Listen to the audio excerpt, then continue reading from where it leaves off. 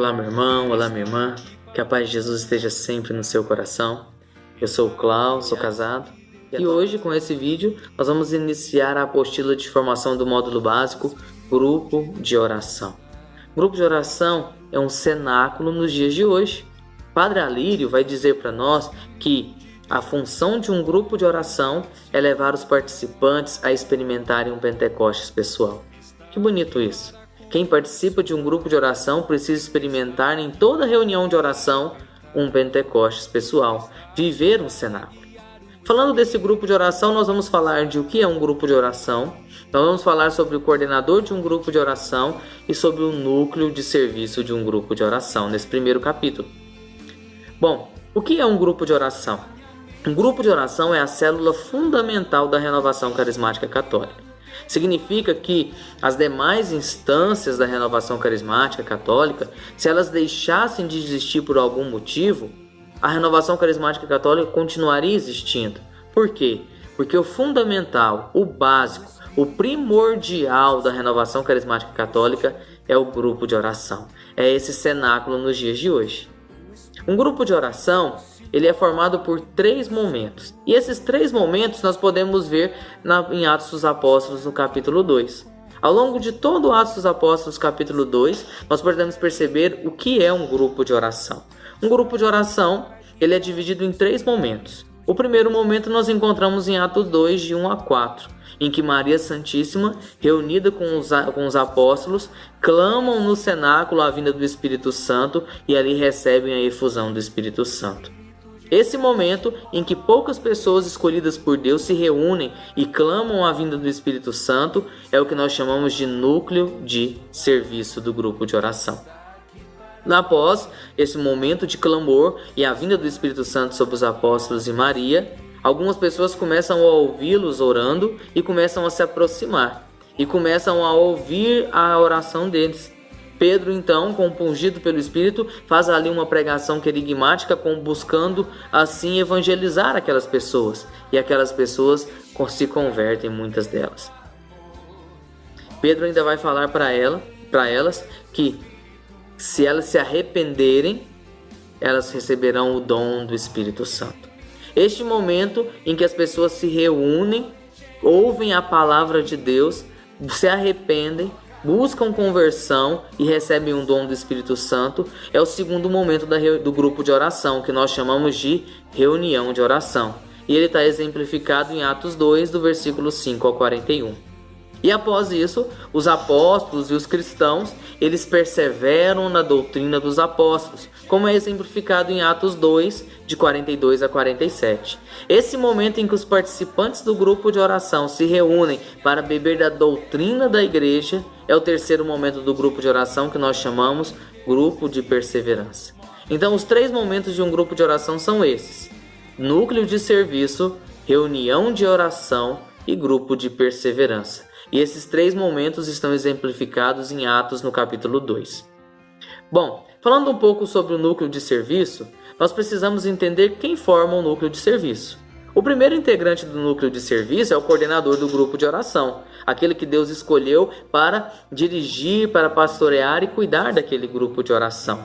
Um bom coordenador de um grupo de oração precisa ser uma pessoa íntima de Jesus, que tenha uma vida de oração, uma pessoa que seja obediente a Deus, porque o grupo é de Deus. Nós somos apenas administradores, e o que se espera de administradores é que eles sejam fiéis. Um bom coordenador tem que ser pastor e aprender a trabalhar em equipe. Quantas vezes nós vemos coordenadores sobrecarregados, caindo no ativismo, porque não aprenderam a trabalhar em equipe? Um bom coordenador tem que ter compromisso, pontualidade, zelo pela obra de Deus. Tem que ser perseverante nos 3 momentos do grupo de oração: no núcleo de serviço, na reunião de oração e no grupo de perseverança. Tem que ser alguém conhecedor da doutrina da igreja, que aprofunde e conheça a doutrina da igreja e que não resista a mudanças, mas que, pelo contrário, ele consiga formar alguém melhor do que ele. Essa é a principal função de um coordenador: formar alguém melhor do que ele. O núcleo de serviço também é composto por outras pessoas. O ex-coordenador do grupo de oração, o último ex-coordenador do grupo de oração, também faz parte do núcleo de serviço, porque ele ouviu de Deus a moção para aqueles anos que ele coordenou, e depois é necessário que essa moção continue e dê fruto. Por isso ele também faz parte do núcleo de serviço. Os coordenadores de ministério do grupo de oração também são chamados a ser parte do núcleo de serviço. Se um ministério de música no grupo de oração, precisa ter o seu coordenador inserido no núcleo de serviço. Porém, se o coordenador do Ministério de Música, por exemplo, não pode fazer parte do núcleo por algum motivo, é necessário que o Ministério tenha um representante no núcleo de serviço. E também podemos chamar outras pessoas que não são coordenadores de ministério para fazer parte do núcleo, desde que o núcleo reze, discirna com Deus aquilo que é a vontade de Deus para aquele núcleo de serviço. Não existe número certo de pessoas no núcleo de serviço. Esse número vai variar conforme o tamanho do grupo de oração. O que é importante é entendermos que o núcleo de serviço ele é para tomar decisões e coordenar o grupo de oração. Então, às vezes, um número muito grande de pessoas pode dificultar essa tarefa. O núcleo de serviço ele se reúne uma vez por semana, com dia e hora marcados, dia e hora pré-determinados. E esse dia não pode coincidir com reunião de oração, para não ter excesso de reuniões para os servos do núcleo de serviço. E ela é restrita aos membros do núcleo de serviço. Essa reunião não pode ir quem quer ou um participante do grupo de oração. Ela é restrita para os membros do núcleo de serviço. Essa reunião ela serve para desempenhar as funções do núcleo. E quais são as funções de um núcleo de serviço? Primeira função: preparar a reunião de oração. Quem prepara a reunião de oração, escuta de Deus o tema, escuta de Deus quem o Senhor quer para pregar, para conduzir, quem o Senhor quer para aquele grupo de oração, para aquela reunião de oração, é o núcleo de serviço. Então essa é a primeira função, preparar a reunião de oração. Segunda função do núcleo: revezar-se na condução de oração da reunião de oração. Quem conduz a oração na reunião de oração é o núcleo. E o núcleo deve rezar e discernir quem irá conduzir a oração daquela reunião de oração.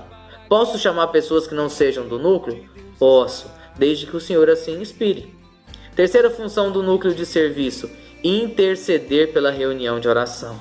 Talvez você se pergunte assim: mas o meu grupo de oração já tem um ministério de intercessão. Que bom, irmão, glória a Deus. Mas os primeiros intercessores do nosso grupo de oração é o núcleo de serviço. Quarta função do núcleo de serviço: pastorear as ovelhas do grupo de oração. O núcleo tem que ir atrás das ovelhas que estão perdidas e que estão com dificuldades. Quinta função do núcleo de serviço: avaliar a reunião de oração. Muitas vezes nosso grupo de oração não cresce, não melhora, não é aquilo que Deus quer, porque nós não avaliamos se a reunião foi conforme a vontade de Deus. Importante: nós nunca avaliamos pessoas, nós avaliamos serviço. Nós não avaliamos o pregador, avaliamos a pregação. Nunca avaliamos o dirigente, avaliamos a condução de oração. Assim nós evitamos que os irmãos fiquem magoados com avaliações. E uma sexta função que eu gostaria de inserir seria o abastecimento dos membros do núcleo. Muitas vezes os membros do núcleo estão servindo na reunião de oração e assim não se abastecem na reunião de oração.